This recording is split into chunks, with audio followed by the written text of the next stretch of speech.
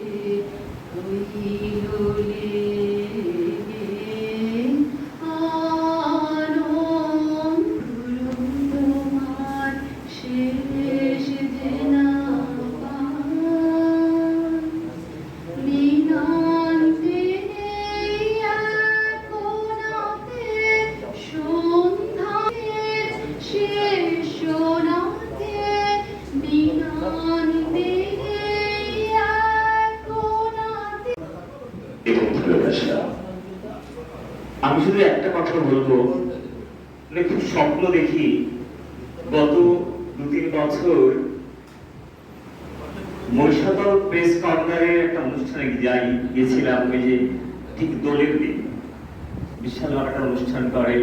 আমি সবার কাছে অনুরোধ করবো ওইরকম ছোট করে যদি কাঁথিতে দোলের দিন কিছু করা যায় বা বসন্ত উৎসব যদি কিছু করা যায়, এটা আমার একটা প্রস্তাব।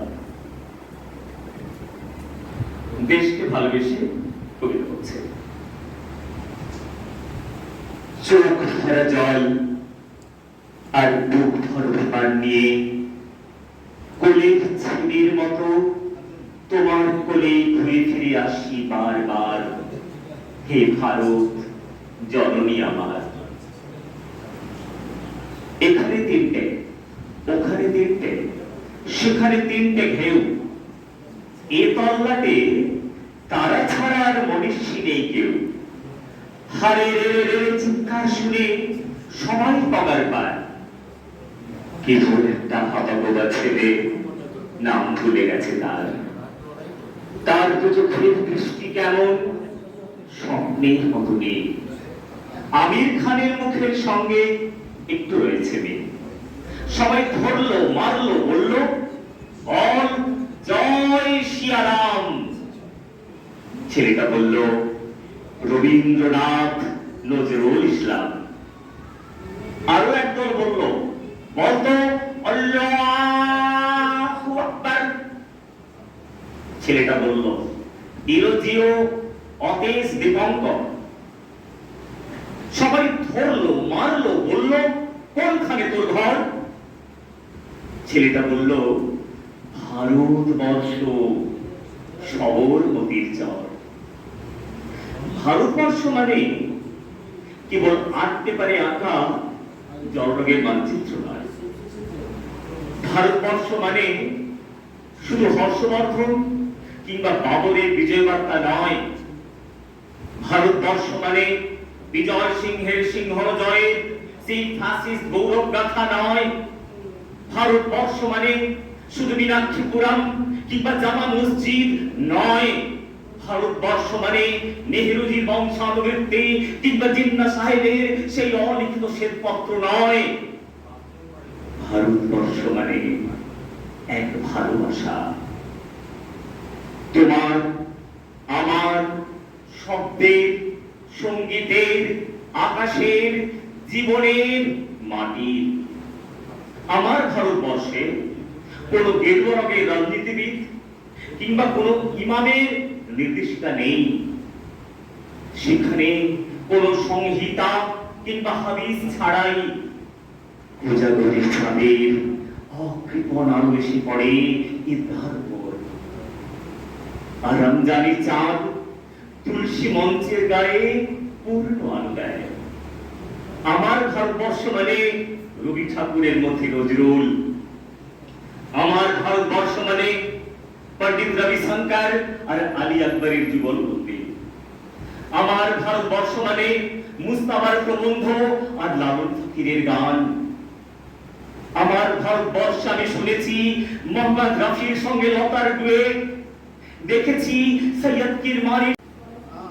আজকে প্রেস ক্লাবের বার্ষিক সাধারণ সভার সম্মানীয় সভাপতি, সম্পাদক, সমস্ত পরিচালক মন্ডলী, উপস্থিত সমস্ত সদস্য, বিশিষ্ট ব্যক্তিজন, উপস্থিত আমাদের এখানে দিদি আছেন, সকলকে আমি আমার বক্সিং সংগঠনের পক্ষ থেকে ধন্যবাদ, নমস্কার, শুভেচ্ছা, ভালোবাসা, বয়স্কদের প্রণাম জানিয়ে আমি একটা কথা বলছি। অনেক দেরিতে এলাম, যদি বা আমাদের অত্যন্ত দীর্ঘদিন আগে থেকে আমার বলেছিলেন, মেসেজ দিয়েছিলেন, আমি আসতে বলেছিলাম, কিন্তু তাজপুর জলদাতে আজকে হঠাৎ কলকাতাতে কয়েকজন ক্যান্সার বিশেষজ্ঞ ডাক্তারবাবুরা এসে লোকাল বিচারকেন্দ্রের উপরে একটা অর্গানাইজ করছিলেন, সেই কারণে আমার একটা দেরি হল।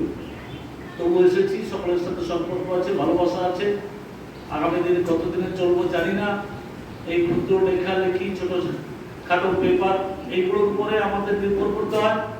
এখনো পর্যন্ত আপনাদের সকলের আশীর্বাদে আমি ব্রহ্মচাতর পত্রিকাতে কিছু কিছু লেখা মাঝে মাঝে লিখি।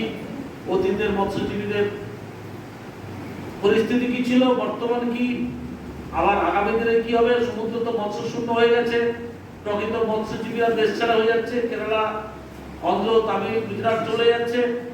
অতএব এখানে মৎস্য ক্ষেত্র শেষ হচ্ছে।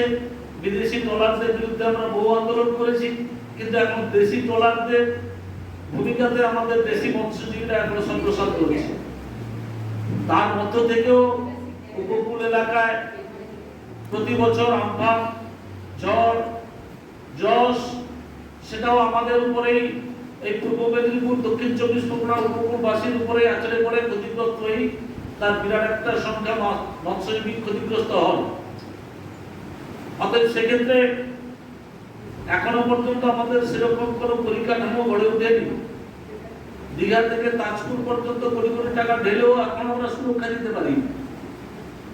অতএব দীঘা থেকে তাজপুর এই মাত্র 8 কিলোমিটার যদি সুরক্ষা দিতে না পারি, 80 কিলোমিটার এখান থেকে সুন্দরবন এলাকা পর্যন্ত সুরক্ষা কিভাবে দেবো জানি না।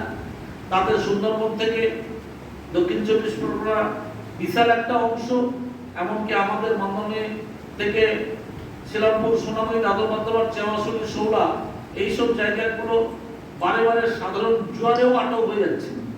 সাধারণ মানুষ ক্ষতিগ্রস্ত হচ্ছে, সাধারণ মানুষ ঘরবাড়ি ভাঙছে, নষ্ট হচ্ছে, নৌকা যাচ্ছে, মৎস্যজীবীদের ক্ষেত্র সমুদ্রে চলে যাচ্ছে।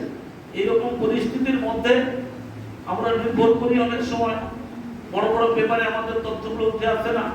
আপনাদের লেখনীতে, আপনাদের কলমে, আপনাদের ইউটিউব চ্যানেলে, আপনাদের মাধ্যমে অনেক সময় আমাদের খবরগুলো বেরোয়, আপনাদের মাধ্যমে আমাদের অনেকে খবরগুলো পাই। সেজন্য আমাদের এই প্রেস ক্লাবকে ধন্যবাদ জানাচ্ছি। আগামী দিনে যতদিন বেঁচে থাকবো ততদিন যাতে প্রেস ক্লাবের সাথে থাকতে পারি, ঈশ্বরের কাছে সেই প্রার্থনা করে।